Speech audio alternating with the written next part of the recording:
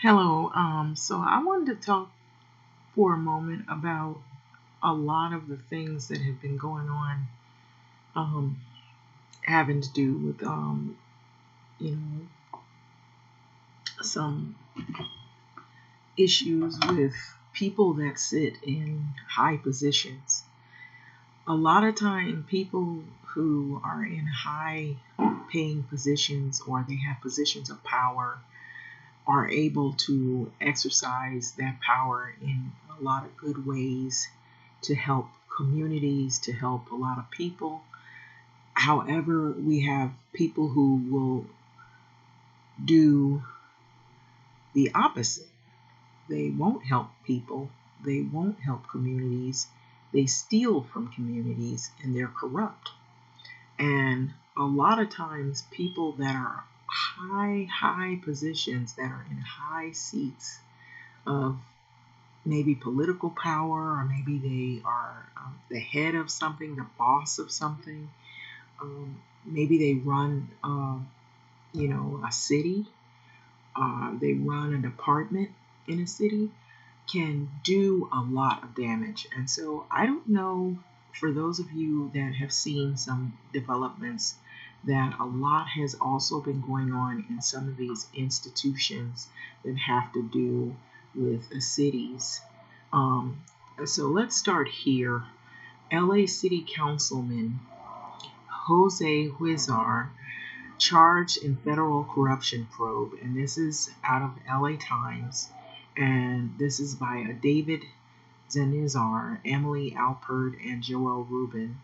And so this aired not long ago, and this was money that they actually found that he had hidden away.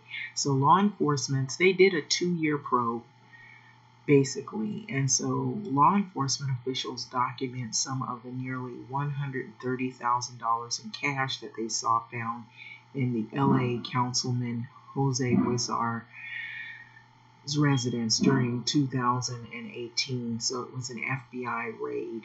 And so this is out of a U.S. Attorney's Office. So LA City Councilman Jose Huizar, an ambitious player in the city politics for nearly 2 decades. Now, he was arrested on Tuesday, becoming the most prominent figure to face charges in federal investigation into corruption at City Hall. So Huizar faces a racketeering charge arising from allegations he ran a sprawling pay-to-play scheme in which real estate developers were shaken down for cash bribes and campaign donations in exchange for Huizar's help getting high-rise development projects through the city's arduous approval process. And so along the way, the councilman and his associates allegedly enjoy free plane travel, lavish meals, casino chips, and other perks offered up by developers, prosecutors have said. And so, in all, Wizards properly received approximately $1.5 million in financial benefits, according to the federal filings. So prosecutors portrayed Huizar as the head of the enterprise, with others involved in the scheme referring to him as the boss.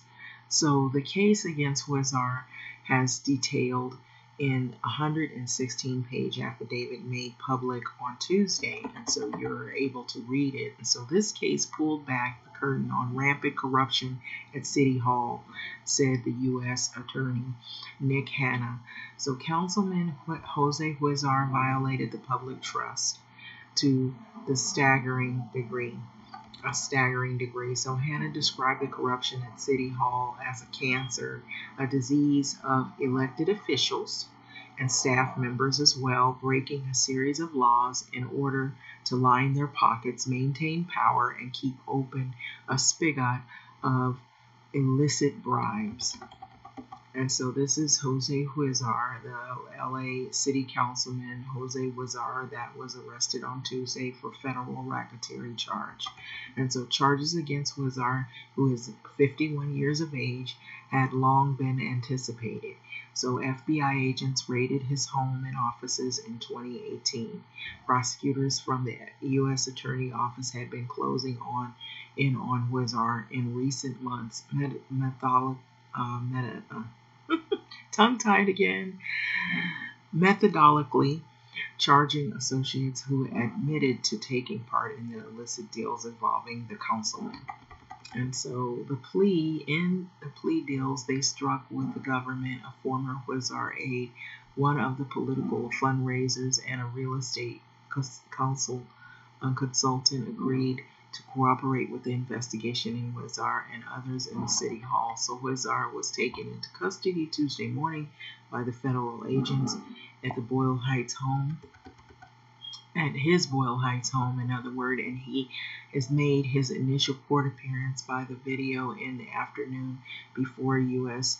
Magistrate Judge Paul L. Abrams, who ordered Huizar's release on a $100,000 bond. So in a statement, lawyers for Huizar said that the councilman intends to respond to the government's allegation in court, and he firmly believes that these matters should be handled in a court of law and not in the media, they said. And so, well, we have seen it, those of us that had paid attention. And so Councilman Huizar request that the press respect the privacy of his family and his children. So fallout from the arrest was swift while Jose Huizar was still in custody, and the city council voted unanimously to suspend him. So Council President Nuri Martinez described his arrest as a stain on our city government. So the suspension means that Huizar cannot exercise any powers of office and leaves his seat temporarily vacant. And so notice it says temporarily vacant, according to a spokesman in the city attorney's office. So an obvious replacement would be a former state senator, Kevin D. Leon, who was elected in March to replace Jose Huizar at the end of the year. Los Angeles Mayor Eric Garcetti proposed this on Tuesday. So De Leon said that he is prepared to serve when called. So prosecutors allege that Jose Huizar operated what amounted to a criminal enterprise in which he and others worked to enrich themselves through bribery, extortion, and honest services fraud, while also plotting a way to hold on to the power and access to illicit cash that Huizar had built up even after he would leave his council office. And so I believe protesters prevent the police car from passing through while outside Councilman Jose Huizar's home in Boyle Heights on Tuesday. And so those were protesters. And so the plan was for Huizar to ascend to an even more powerful political position as well, such as a mayor or a city attorney. Can you believe that? While his wife succeeded him on the council, allowing the pay-to-play scheme to continue for at least a dozen more years, prosecutors alleged. So Rochelle Huizar, his wife, has not been charged in the case, and it is unclear from the court records whether prosecutors believe that she's knowingly participated in her husband's alleged crimes. So if convicted, Huizar faces 20 years in prison. Before his arrest, Huizar posted an image on Instagram's account of El Santo Niño de Antacha, a symbol of his native Zacatecas, in Mexico, that is popularly known as a source of protection for those in need, including prisoners. So until Tuesday, prosecutors had not identified Huizar by name, referring to him as the associates cases as Council Member A, but details in court document made clear it was Huizar. So prosecutors described a councilman who was heavily involved in overseeing real estate development and had a relative running to replace him when he reached his term limit.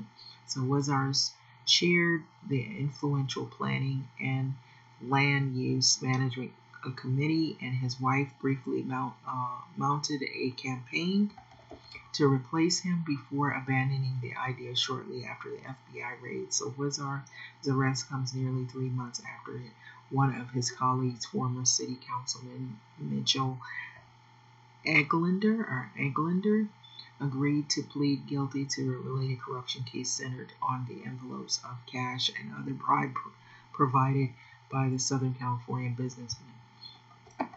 Okay, and so right here, this is the U.S. Attorney Nick Hanna, FBI Special Agent in charge of Vivian Morgan, discussing the arrest of the LA Councilman Jose Huizar on Tuesday. And it comes almost 2 years after FBI agents searched Huizar's home and offices, giving the public its first indication that the councilman was under investigation. So prosecutors said Tuesday that they had recovered nearly $130,000 in cash hidden in the closet in Huizar's home, including money tucked in red envelopes with Chinese characters on it. And so after those raids, Huizar was removed from planning committees, and in recent weeks, Huizar stopped attending council meetings entirely amid calls from the colleagues to step down. And so the arrest represents a dizzying fall for Huizar. So 5 years ago, he won a resounding re-election, securing his third and final term on the council. And at that point, he had widespread support from business leaders, city labor unions, and advocates for transportation improvements such as bicycle lanes. So during that campaign, Herb Wesson, the council president at the time, described Huizar as the best friend, or his best friend rather, on the council. I guess unknowing of what was going on, by the 2018, Huizar's wife was viewed as a strong candidate to run for his seat. As he approached term limits, Huizar began pressing donors to give the political action committee set up to support his wife's candidacy. So activities that later became part of the federal case. Since March, prosecutors have filed a series of cases against other figures in the pay-to-play probe, that each containing allegation that Huizar sought or obtained bribes from developers pursuing projects in his district. Political fundraisers Justin Jang Woo Kim pleaded guilty to helping the developer of a 20-story residential tower with a bribe intended for the councilman. Kim admitted to ferrying cash to a Huizar's aide, who in turn delivered $200,000 in a box to Huizar, according to the details in federal filings. Prosecutors also struck a plea agreement with the real estate consultant George Chiang, who admitted to participating in a separate bribery scheme involving the councilman and developers of a planned hotel tower. And so last month, former Huizar aide Jose Esparza reached his own plea deal, affirming that a Chinese billionaire planning a 77-story skyscraper provided him the councilman with trips to Las Vegas and other bribes. And so you see him here when he was in his seat, Huizar attending a council meeting in 2018 with an unidentified person next to him. And so that same billionaire provided Huizar with $600,000 in cash and financial assistance to help the councilman settle a sexual assault lawsuit filed by a former aide, according to prosecutors. And so the settlement allowed Huizar to dispose a thorny political problem months before the 2015 election. So in federal filings released Tuesday, prosecutors alleged that the billionaire also sought favors from Huizar that had nothing to do with City Hall, such as reaching out to Southern California University about an admission application for his son. So prosecutors said that another unnamed businessman who was previously mentioned in the case against Englander provided Huizar with $10,000 in cash per month in exchange for setting up meetings with developers. And that businessman also paid for a massage service and hotel stays for Huizar to have discreet encounters with a woman with whom he was having an affair, the filing said. So on Tuesday's filing, prosecutors mentioned yet another real estate project that had not been previously cited in the case, a 35-story tower planned in the city's arts district.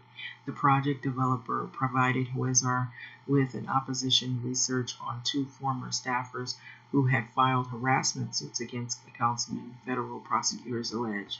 So federal prosecutors said that in their filing Tuesday that the criminal enterprise began with as an alliance between Huizar and the building department chief, who later became a deputy mayor. Biographical details that match former deputy mayor Raymond Chan. And so the building chief introduced Huizar and his aides Esparza to the Chinese billionaire, who ended up lavishing them with casino trips and other financial benefits, prosecutors allege in their filings. So Harlan Braun, an attorney for Chan, declined to comment Tuesday, but has previously stated that Chan did nothing wrong. So Huizar worked to conceal some of the bribe proceeds, funneling money through unnamed relatives between 2013 and the years of 2017, according to an affidavit. So those relatives deposited the funds in their personal accounts and later returned it to Huizar or paid his credit card bills and other expenses, prosecutors claim. So Huizar did not report the bribes and gifts he received on his taxes or financial disclosure forms as required by law, prosecutors said. So in 2017, after he learned that the FBI was zeroing in on him, the councilman met Esparza in a private city hall bathroom to discuss the need of withholding incriminating information from investigators, according to prosecutors. So we are both in this together, Huizar told his aide, according to the filing. And so there's only really 4 comments, but this has been going on for years. And so they're just now closing in.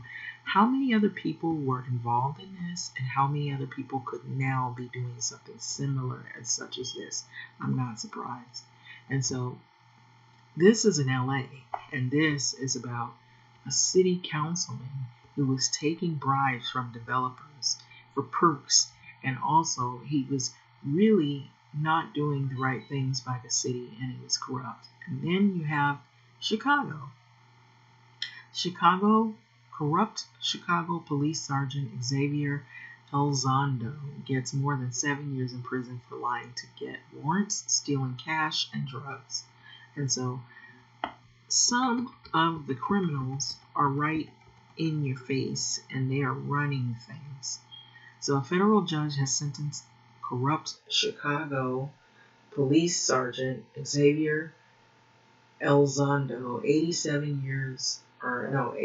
months in prison after the officer and his partner were convicted last year of lying to judges to obtain search warrants and stealing cash and drugs from the properties that they searched. And so after this commercial, I believe it'll go into all of that. 2 Chicago police officers convicted of fabricating evidence for search warrants, then stealing cash and drugs, has been sentenced to more than 7 years in prison.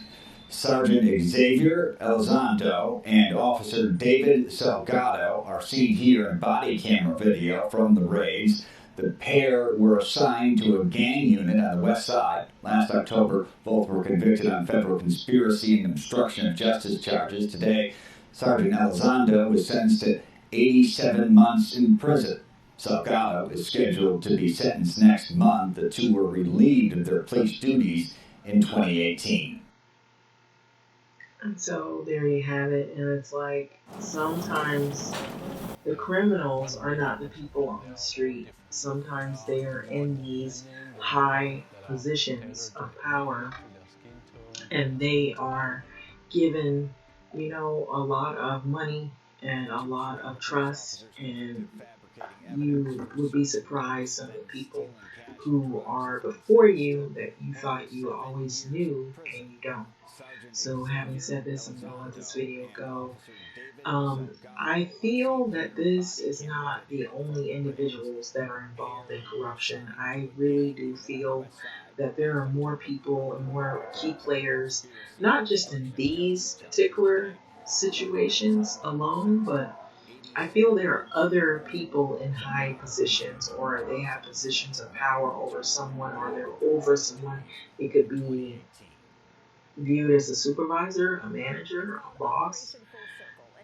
A lot of times people will be in these positions and abuse it and they do things for years and you never know, and then finally there's a breakdown, they get caught. Maybe they do something to a few people and their time is up. But it seems like they've done so much damage over the years. And just think of the people that they may have fired. They may have made those people look like they were bad people. And in fact, the very people who are doing all of this corruption are the ones that people thought were their friend or they were good people and they are in high seats and they were moving up the ladder. Moving up the ladder. Or they've been there for years and they feel that they're untouchable and they can't be fired. So having said that, I don't feel it's just in City Hall. I feel it's in other institutions, in school districts with boards, people that are sitting on the board, people that are in positions of power in politics. I feel like it's, we already know that there's people in law enforcement that can be corrupt. And the thing is, it takes sometimes incidences or it takes years to catch these individuals. And these are some situations, yet just a few situations that shed some light on the people who we thought were responsible and that they were for the people. And in other words, they aren't.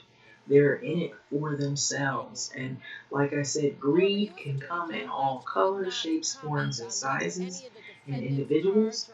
And if people are greedy, if people are corrupt, it doesn't matter where they're from and who they are, this is what you get. So having said that, I'm going to let this video go. Like, comment, subscribe. Thank you for listening.